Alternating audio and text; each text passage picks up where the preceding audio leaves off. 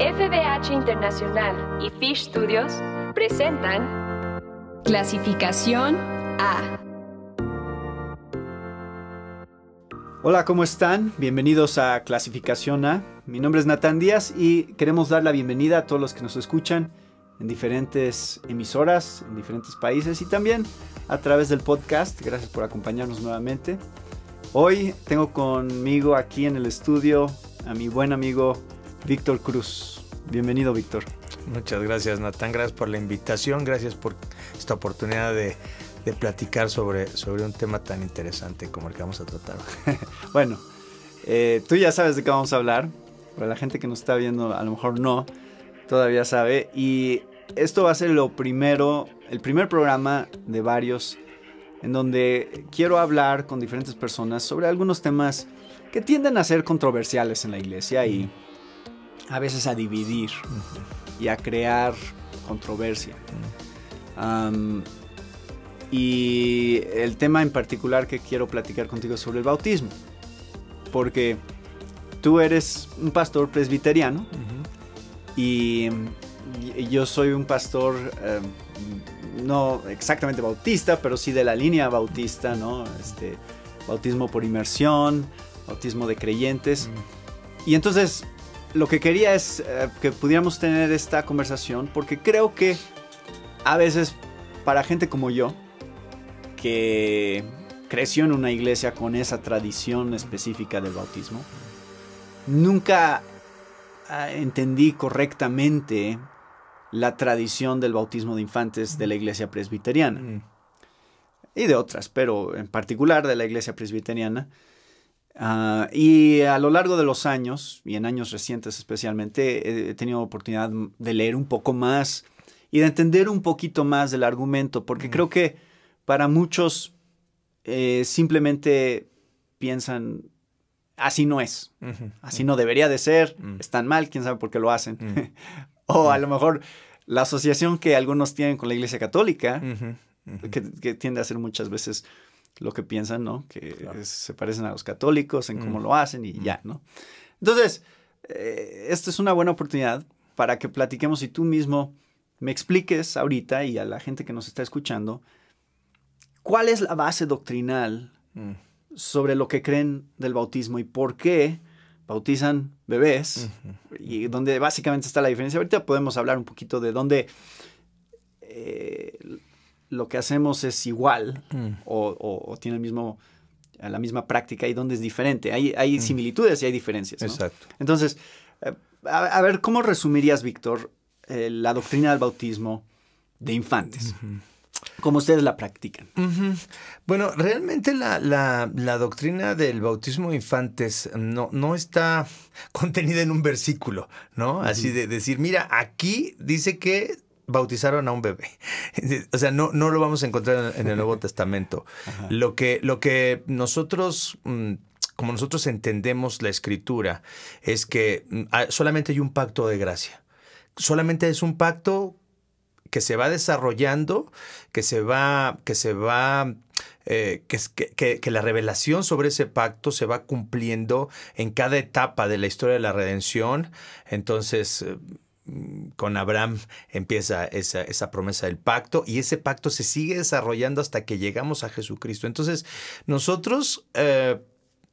para nosotros es muy importante esa unidad del pacto de gracia, porque a través de esa idea de que Dios ha hecho un pacto al elegir a un pueblo para Él, entonces, y las promesas que Dios le hace a Abraham y a su descendencia, entonces pensamos que ese pacto es el mismo y se ha ido desarrollando y se ha ido clarificando conforme pasa el tiempo en la historia de la redención, hasta que llegamos al Nuevo Testamento y donde Pablo, por ejemplo, en Romanos capítulo 4, que es todo un capítulo que básicamente está haciendo la relación entre cómo ahora los judíos y los gentiles estaban considerados en esa descendencia que Abraham iba a tener y que esa descendencia sería el pueblo de Dios y que con ellos haría ese pacto. Entonces, no solamente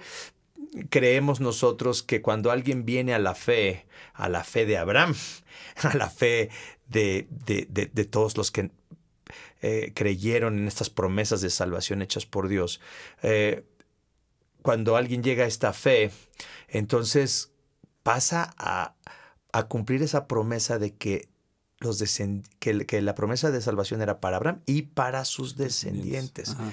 incluyendo a los hebreos, incluyendo a los gentiles. Entonces, ese es el primer punto de donde partimos para decir quiénes estaban incluidos en ese pacto. Ujú, ujú. ¿Quiénes estaban incluidos en ese pacto? Entonces, no sé si me dejas leer algo de, Sí. de esta porción de la Escritura.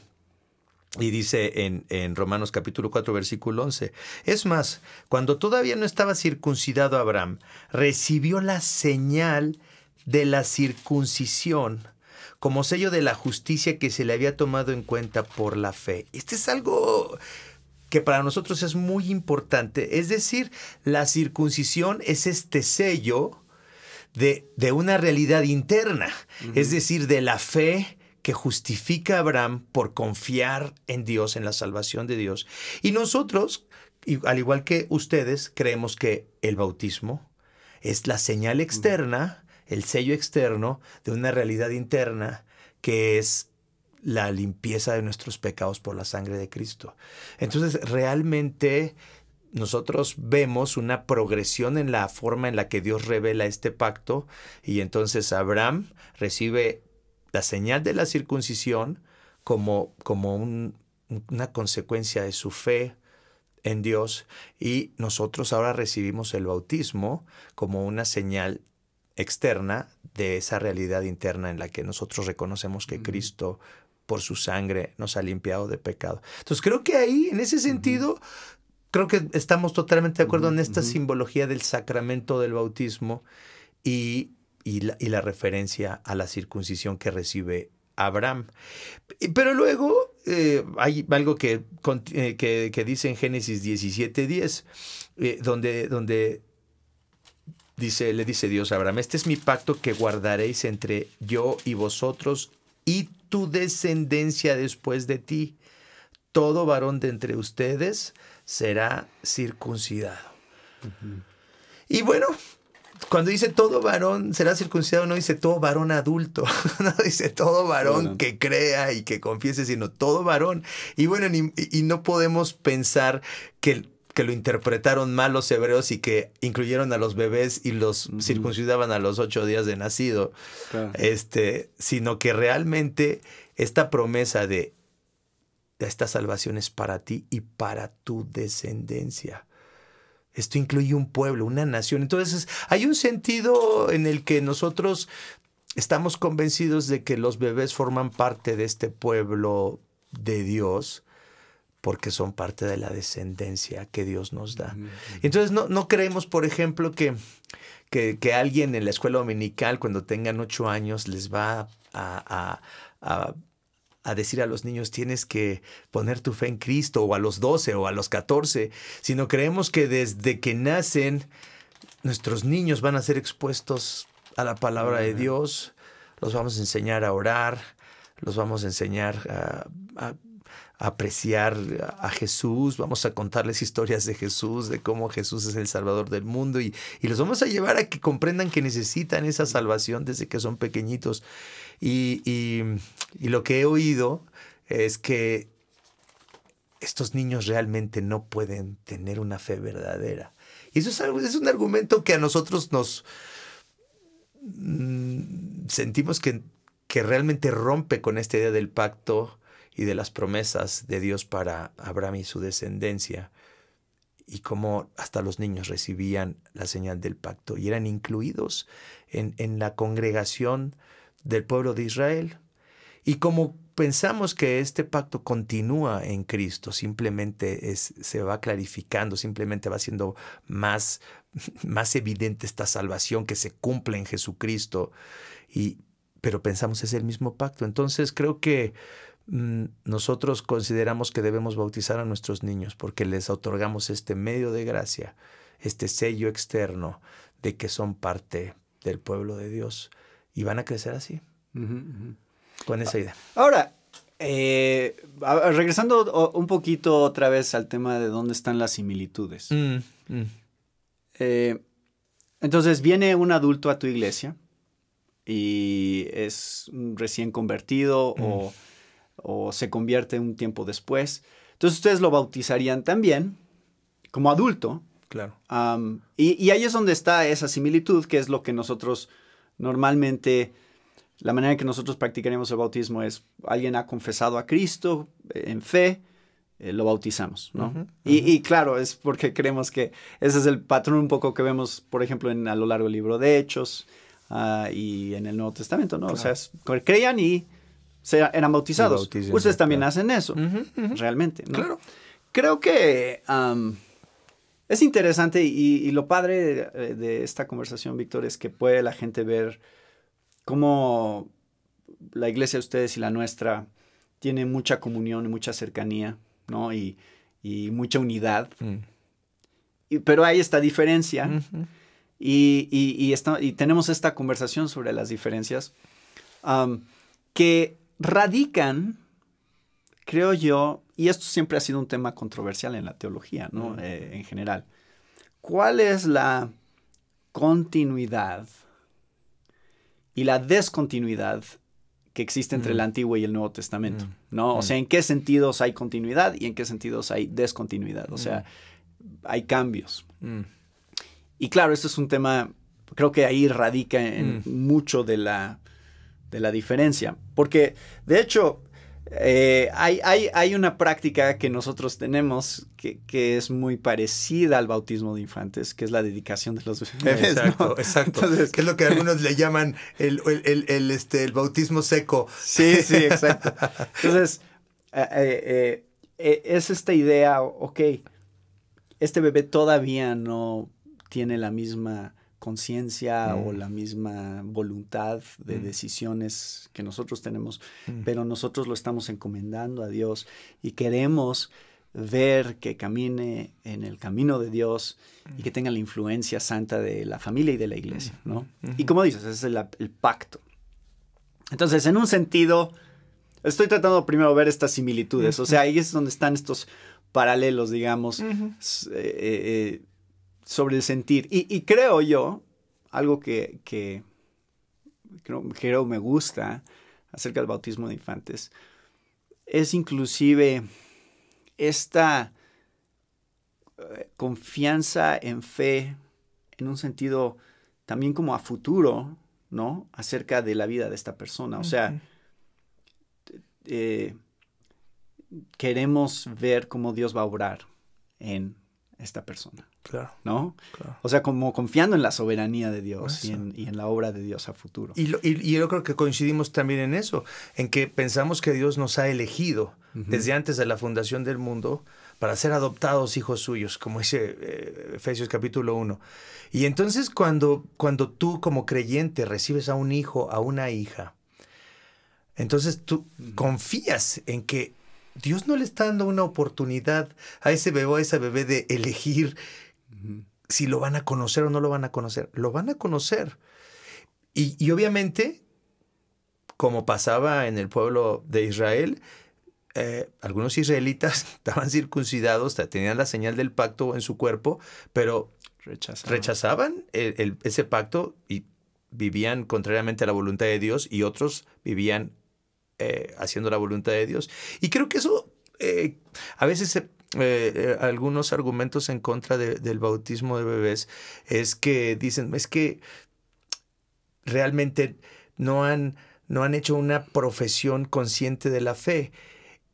Como si cuando bautizas a un adulto, como si siempre el 100% de las personas que se bautizan siendo adultos se mantuvieran en la fe. Claro. Como si fuera una garantía. Sí. Realmente hay muchas personas que se bautizan y tampoco continúan en la fe. Entonces creo que eso puede pasar con un bebé bautizado cuando todavía no podía tomar él esa decisión, como con un adulto que confiesa que Jesús es su Señor y su Salvador, y que sin embargo puede ser que no siga en el camino o sí siga. Entonces creo que ahí también hay esa coincidencia en cuanto a que reconocemos la soberanía de Dios.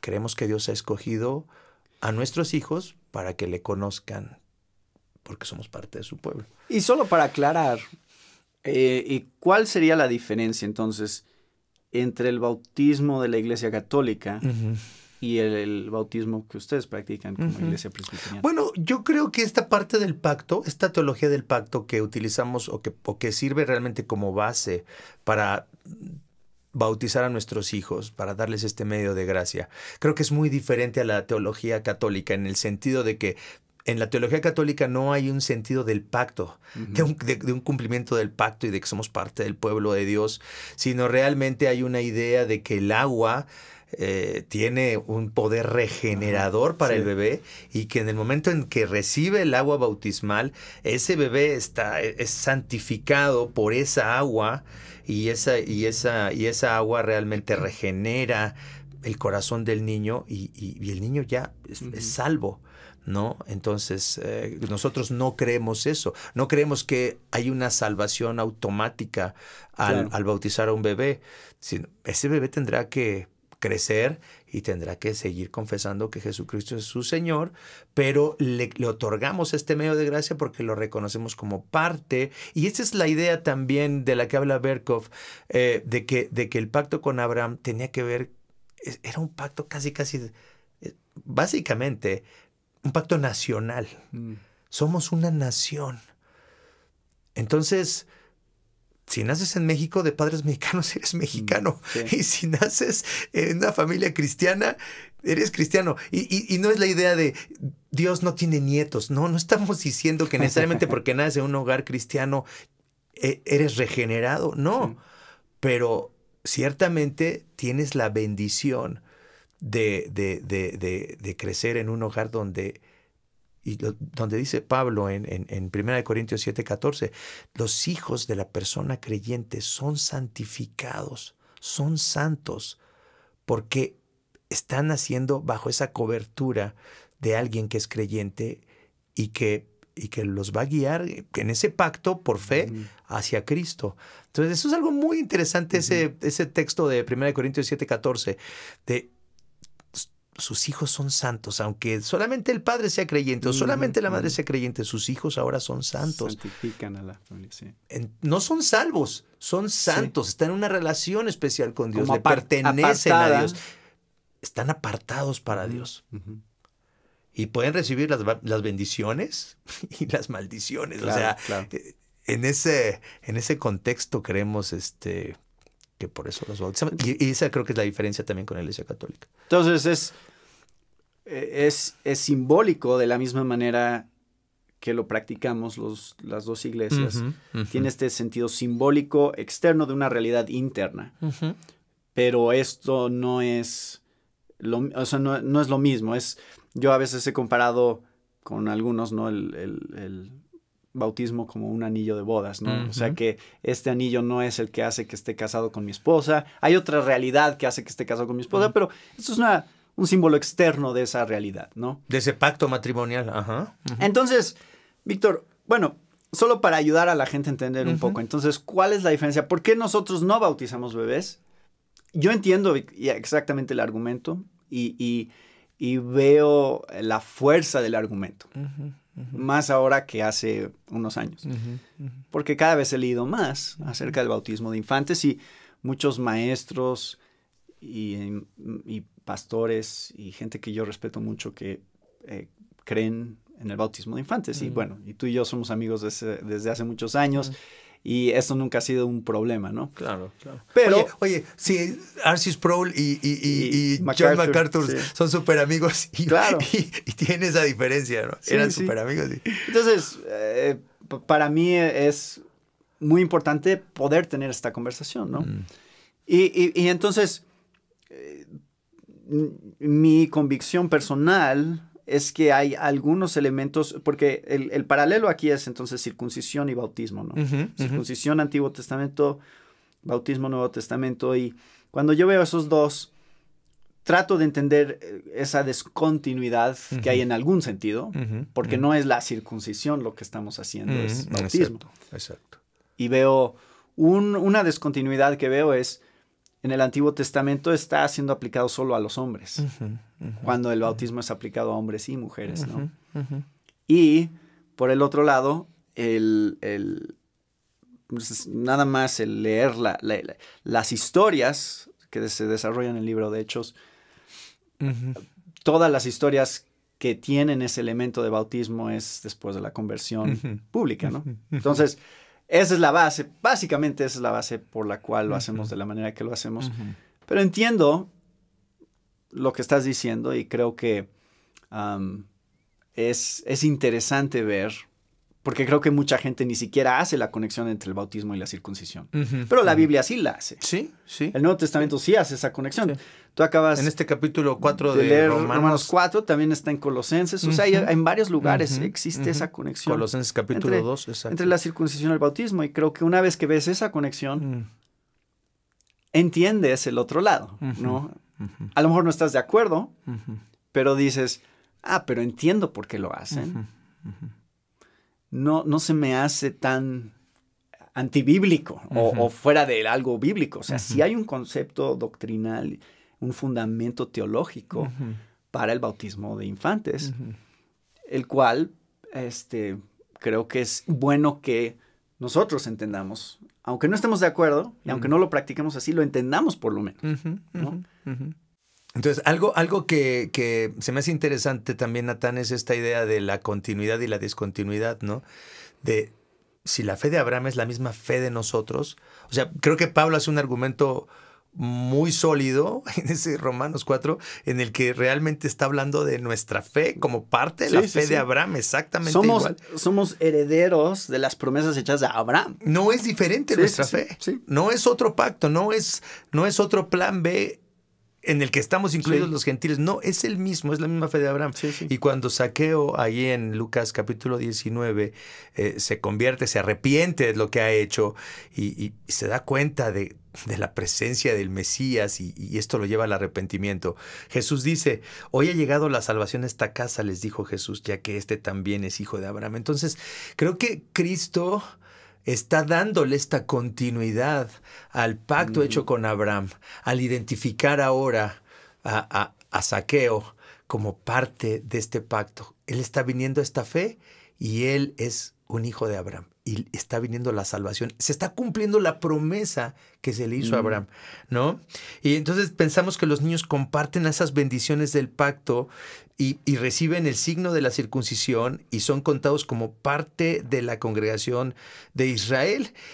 Y hay lugares en el Antiguo Testamento cuando se llamaba la asamblea y estaban desde los más ancianos hasta los más pequeños. O sea, venía toda la congregación. En este sentido, somos la nación, el pueblo de Dios, los abuelos, los padres, los hijos. Todos están incluidos, representados ahí. Y bueno, y es lo mismo que dice Pedro, ¿no? La primera de Pedro, capítulo 2, versículo 9. Somos una nación santa, pueblo adquirido por Dios. Pero creo que a veces nosotros más bien pensamos en iglesias, pensamos en una confesión que nos lleva a ser parte de una iglesia y a veces hemos descuidado o no pensamos tanto en el sentido nacional. No, somos una nación, como que a veces no lo tomamos como tan en serio, que somos una nación. A veces, y más en una sociedad individualista que tiende a pensar nada más en mi propia... Eso está buenísimo, eso está buenísimo, eso está... Y también hablando de la continuidad, en Hechos capítulo 2, 39, ¿no? Cuando Pedro está hablando a las multitudes ahí en Jerusalén y les dice esto: esta promesa es para ustedes, para sus hijos y para todos los extranjeros, es decir, para todos aquellos a quienes el Señor nuestro Dios quiera llamar. Esta promesa de la salvación es para ustedes y para sus hijos y para los extranjeros. Entonces, ahí se cumple también esta promesa de en ti serán benditas todas las naciones de la tierra. Pero me gusta que dice, y para sus hijos. Entonces, ¿qué pasaba cuando alguien se bautizaba en el Nuevo Testamento? Pues obviamente tenemos el registro de la gente adulta, ¿no? Pero algunos teólogos, obviamente como Berkhoff, como Calvino, como alguien más nuevo, John Frame, por ejemplo, dicen, bueno, es que realmente el hecho de que no se señale qué se hacía con los niños indica que no había ningún cuestionamiento acerca de si los niños deberían formar parte de esta congregación y debían de ser bautizados una familia completa cuando se convertían a Cristo. Entonces, algunos piensan, esa ausencia de información acerca de qué pasaba con los niños con respecto al bautismo, tal vez no es necesariamente algo que nos lleva necesariamente a concluir que los niños no eran bautizados, sino que ni siquiera se pensaba que no deberían de ser bautizados. Algunos teólogos afirman eso, ¿no? Teólogos Yo he escuchado a alguien decir, a ver, en Hechos leemos que los nuevos creyentes eran bautizados, eso ustedes también lo hacen, ¿no? Dice, pero ¿qué pasó con esa siguiente generación que vino después? Él y su casa.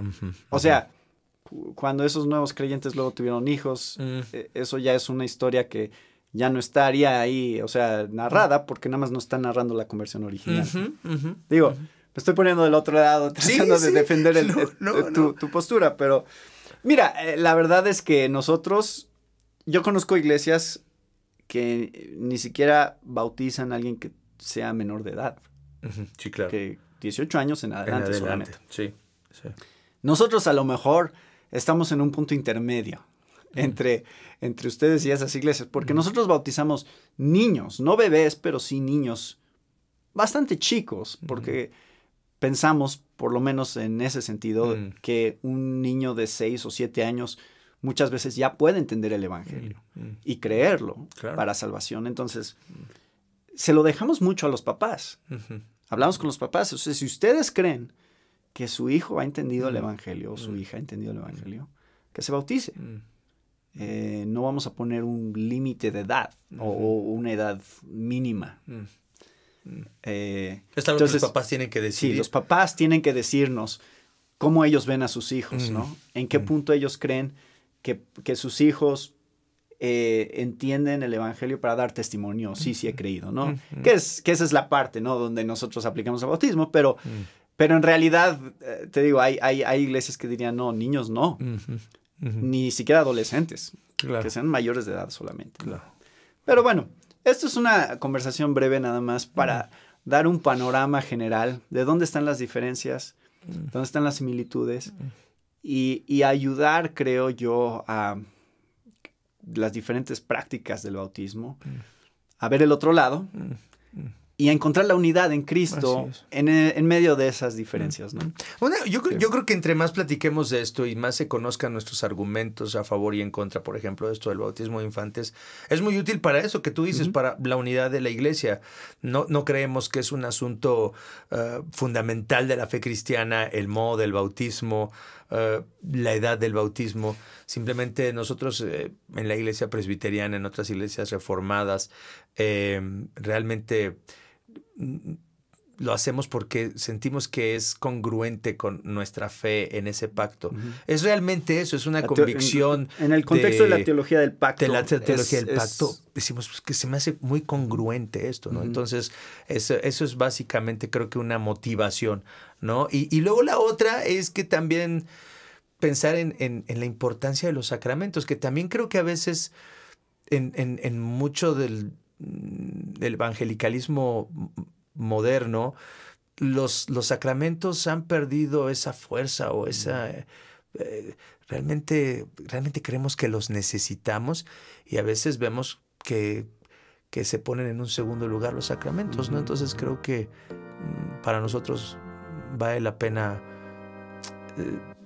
darles la importancia que creemos que la Escritura le da. Pero estas conversaciones creo que nos animan y nos unen, ¿no? Porque ya no solamente pensamos, bueno, sí, Natán hace lo que él quiere, pero no conozco sus razones, pero no me gusta lo que hace, o Víctor, o los presbiterianos, pero realmente sí entendemos por qué lo hacemos, tenemos nuestras razones, las respetamos y seguimos unidos, ¿no? Entonces seguimos trabajando juntos. Pues muchas gracias, Víctor, por esta conversación. Creo que va a ser de mucha utilidad para los que la escuchen. Ya cualquiera de los dos lados que estén practicando en sus iglesias, el poder escuchar una conversación y los argumentos de cada lado y ver dos amigos como nosotros platicando sobre esto, que tenemos varios años de conocernos y que hemos encontrado mucha unidad y compañerismo y afinidad en cuestiones del evangelio y de trabajar juntos para el evangelio. Y entonces quería que tuviéramos esta conversación y que otros la escuchen también. Muchas gracias por dar este paso tan valiente, Nathan. Gracias, te agradezco mucho. Gracias, Víctor. Y gracias a todos ustedes que nos acompañaron hoy con otro tema de interés para la familia de hoy. Se despide de ustedes, Nathan Díaz.